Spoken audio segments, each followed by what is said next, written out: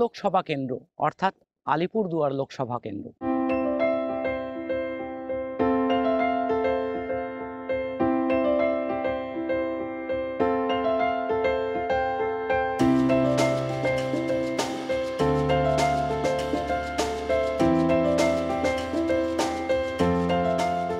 এই লোকসভা কেন্দ্রের অন্তর্গত রয়েছে ৭টি বিধানসভা, যার মধ্যে রয়েছে কোচবিহার জেলার তুফানগঞ্জ বিধানসভা এবং পাশাপাশি রয়েছে আলিপুরদুয়ার জেলার কুমারগ্রাম বিধানসভা, আলিপুরদুয়ার বিধানসভা, কালচিনি বিধানসভা, ফালাকাটা বিধানসভা এবং মাদারিহাট বিধানসভা।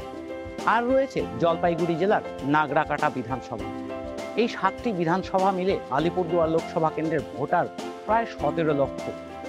এই ১৭ লক্ষ ভোটকেই নিজের দখলে নিতে কিন্তু মরিয়া সবকটি রাজনৈতিক দল।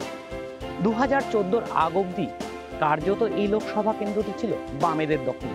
বামেদের একছত্র আধিপত্য ছিল এই লোকসভার প্রত্যেকটি এলাকায়।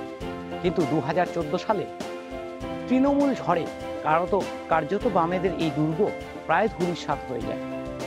তৃণমূলের প্রার্থী দশরথ তির্কি একটা বিরাট অঙ্কের ভোটে জয়ী হয় এই লোকসভা কেন্দ্র থেকে।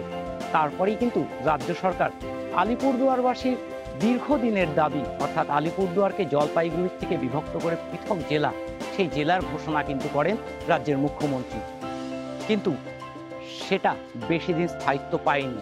2019-এই কিন্তু ফের উলটপুরাণ। মোদি ঝড়ে কার্যত এত বড় একটা লোকসভা, যেখানে রয়েছে চা বাগান, জঙ্গল, পাহাড়, বনবস্তি, সেরকম একটা প্রত্যন্ত লোকসভা কেন্দ্র কিন্তু চলে যায় মোদির দল অর্থাৎ বিজেপির দখলে।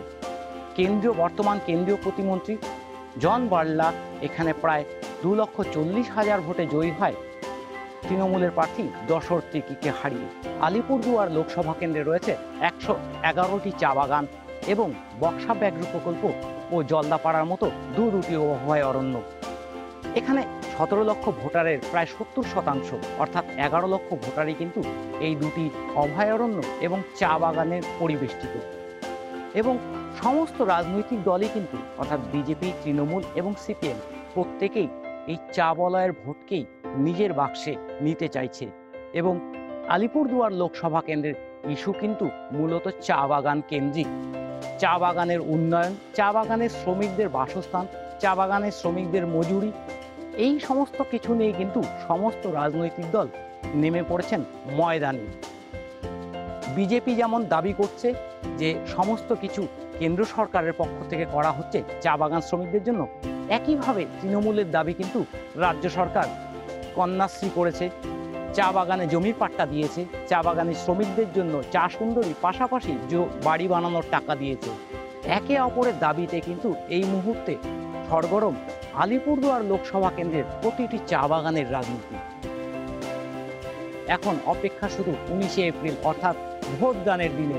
সেদিনই দেখার কোন বাক্সে অর্থাৎ কোন শিবিরে, কোন রাজনৈতিক শিবিরে ভোট বাক্সে সবচেয়ে বেশি ভোট পড়ে। ক্যামেরায় সায়ন্তন পালের সঙ্গে স্বপ্নাশিস চক্রবর্তী, নিউজ টাইম।